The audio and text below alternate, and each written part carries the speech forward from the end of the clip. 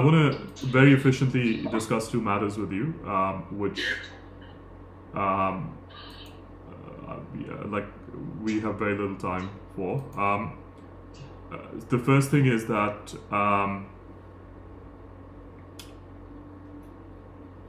I have a plan for resolving things very quickly.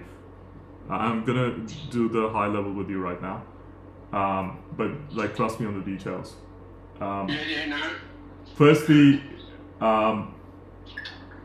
I was going through the transcripts, the final ones, and it's actually worse than, you know, I could have even imagined. I've already said this I don't know how many times, and I mean I don't know what you guys were doing in there as well. Like at the hearings, there's a lot of stuff that, I mean, I was actually glad that Gorton had kicked me out when I was reading this stuff because I would have fucking lost it. So there's a part where McAuliffe on the 27th is basically admitting that the LSV screwed up and that they haven't responded to any of our evidence, and basically he's admitting all of that stuff that happened, and he's admitted that when the LSP was taking actions, they were working under a different impression, and they were concerned about me engaging in unqualified legal practice and blah blah blah, and that's the context in which they were operating, and now things are very different. And he also said that basically that he appreciates that they haven't filed any thing to refute our evidence, and if Gorton is looking into drawing any conclusions or inferences based on that, then he has to basically consider that they were acting on, you know, whatever information. And that's one thing. The other thing, Lulu, please pay attention to this and nothing else. The other serious problem, two other serious problems they have. The first thing is that, so he basically, at one point he says that, Lulu, stop doing everything else and just focus here. So at one point he's saying that Nalon is,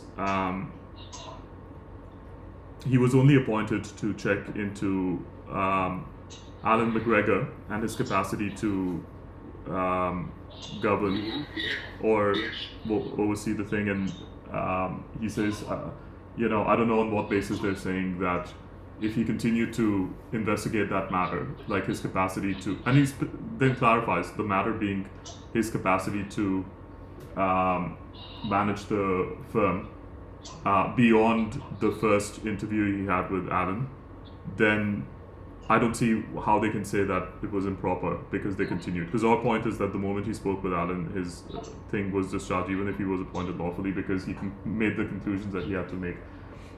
The problem was that in the next fucking breath, he says that, also, Alan McGregor was fired in early November, as you'll see Nalon has said in his first report. So, fired by the firm.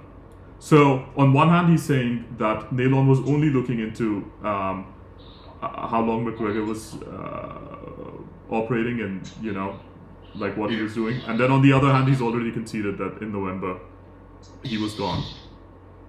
So that's the first thing. And by the way, he's repeatedly basically accepted that the appointments were, they're not going to hold up. And their point is that I'm basically using this to get all the incriminating evidence against them, all the decisions against them, to use that as issue stopple for the tort law cases later. And that's improper. Even though there's like all sorts of cases. And Gorton puts it to him. He says, well, you know, Mr. Kuksal is saying that he's entitled to, and he didn't say this, but I've put hundreds of cases to him about that, and he says, can you cite me one case where they said that it was improper? And then he was like, well, it's just an abusive process. It's obviously an abusive process, blah, blah, blah. He says, I can't cite you any case about that, but you know, No, Gorton has made that case.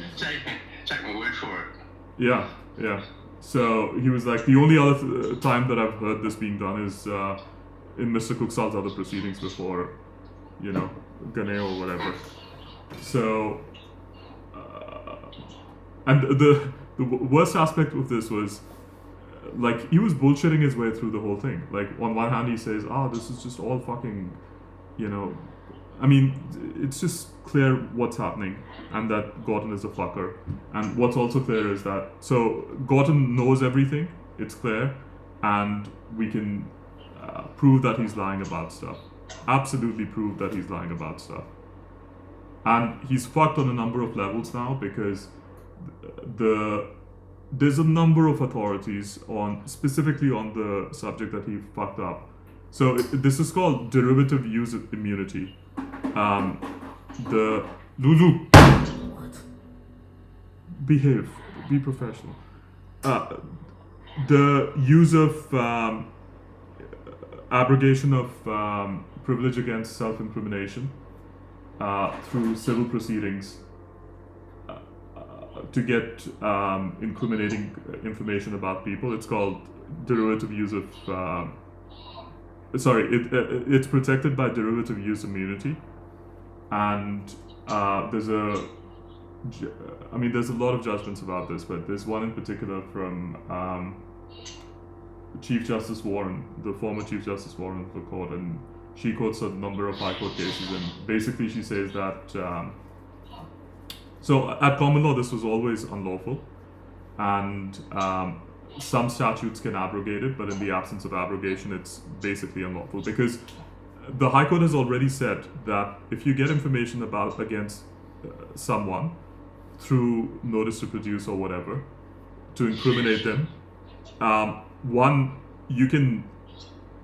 you're basically eroding a substantial law immunity, and you can never protect that again, because not only is the person vulnerable in terms of those offenses, but you can get information that you can use to find other things about them, which will again incriminate them.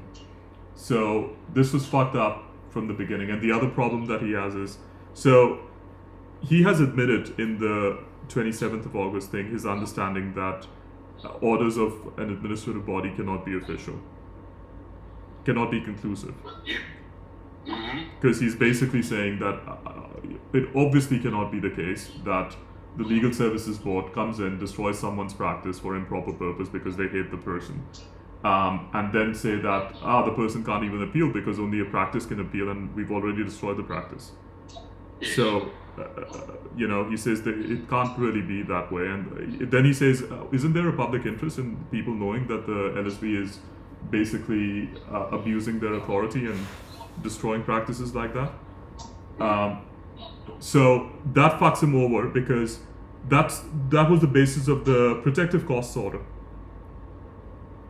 That he never keeps on saying, isn't there a public interest? Isn't there a public interest in this and that?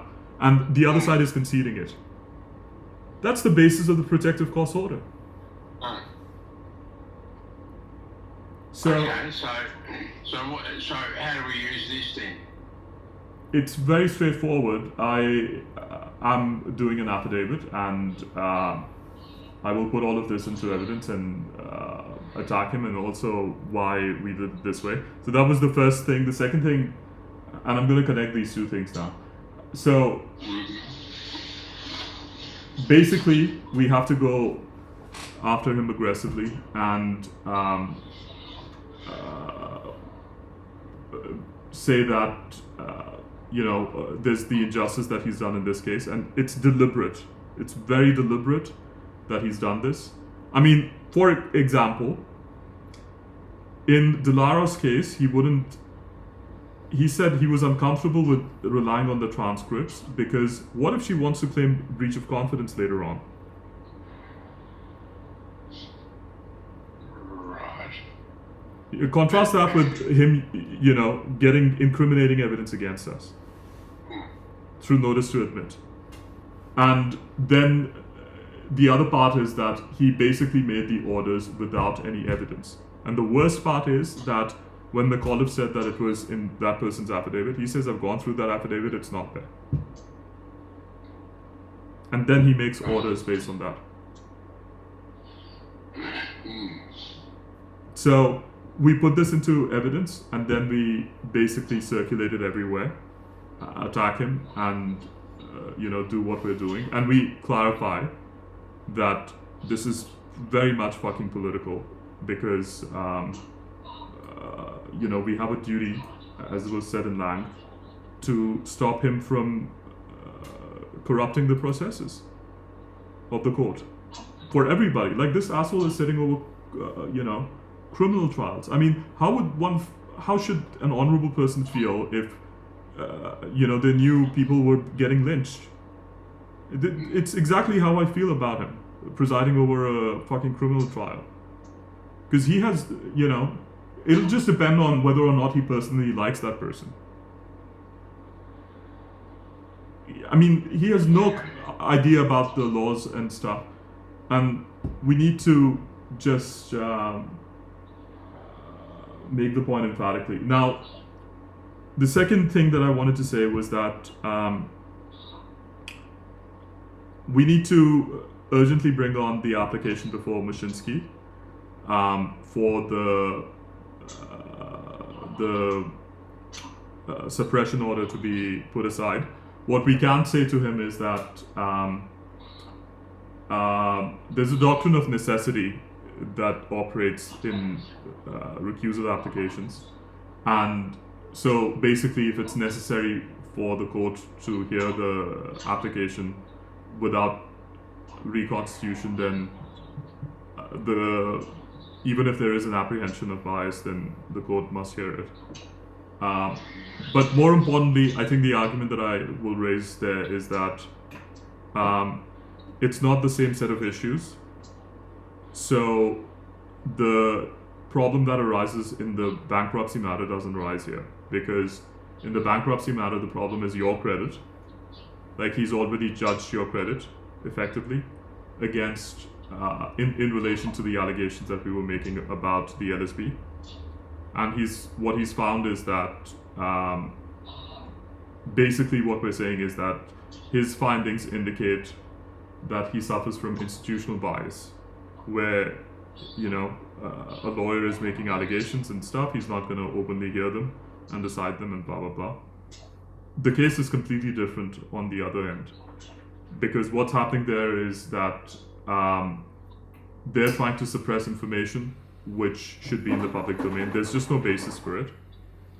And Moshins has a very good profile. I mean, he's probably going to be the next Chief Justice, depending on, like, he has all the things that you would need. He went to Oxford, is a Rhodes Scholar. I read his bio, when I read his bio, I thought he'd be really good. No, he's exceptional. Without drawing the connect, yeah. So I did more research about him as well over the weekend, and the problem with him is that he's not ideological. It would seem he's just basically bland. So ticks all the boxes and keeps progressing, but he's not shown anything that he stands for passionately. Like, I've seen with other judges that were, prominent. They're sort of activists. They champion things. Like the last Chief Justice of the Federal Court, he wrote a very long paper. It's called The Rule of Law or the Law of Rules. And he basically sets out his philosophy about the law and so on and so forth. Moshins wrote something about human rights and the charter and blah blah blah, but it's just very fucking vanilla. Like, he's not really showing anything. And the other problem with him is that he's made decisions. For instance, there was a case about the detention of people, and he basically decided that the people that were being detained in Papua New Guinea or whatever by the Australian government, they couldn't be repatriated because the Australian government had no control over them, which is absurd. Like, it's an absurd thing to say. It's like what's happening with Trump, where basically he's saying, I don't have any control over who I've sent to Venezuela now. And Moshins basically, so there's a few very prominent charities online that were implicitly criticizing his decision without attacking him personally. So, I mean, he's clearly not ruffling feathers, essentially. But I don't think it. The issue is that he definitely knows about the law in this respect. That I'm sure about. Like, he's not going to be out of depth with the matters that I will raise. And if he's not out of depth, this is such a fucking clear matter that it would be embarrassing for him to rule otherwise. Do you understand? Yeah, no, I understand. Wouldn't he be making a decision, like... No, so I'm going to write to him. No, I'm going to write to him immediately and say that we're waiving any application in relation to his recusal in respect of the other proceeding, the suppression proceeding, because what we'll say is that... so the problem with that application, Peter, is that we can't actually file the appeal while that is on. Do you know why? Oh, yeah, I understand what you're saying, yeah. No, but why? But we can't file what we want to file in regards to evidence and material. No, so Mar has said that nothing we file in the Supreme Court can be stopped by her order. She's already said that. The problem is that she said that we can't repeat those allegations to them via email. So we can file, but we can't serve them. Right, okay. Yeah, well, that's ridiculous. Exactly. Cool. So we can file everything, because she said that she doesn't even have the power to make the orders, and she said I'd already told her that. But the problem is that we obviously have to contextualize why they are so desperate to get rid of me. Because McAuliffe was practically begging Gorton, to get rid of the matters. So, he was like, what? You have to counterbalance that with the public interest in, these people getting back into a position where they can control a law firm. Literally, that was his last fucking argument. So, we have to put all of that through, and then we have to contextualize why they hate us. Because, I'm a troublemaker.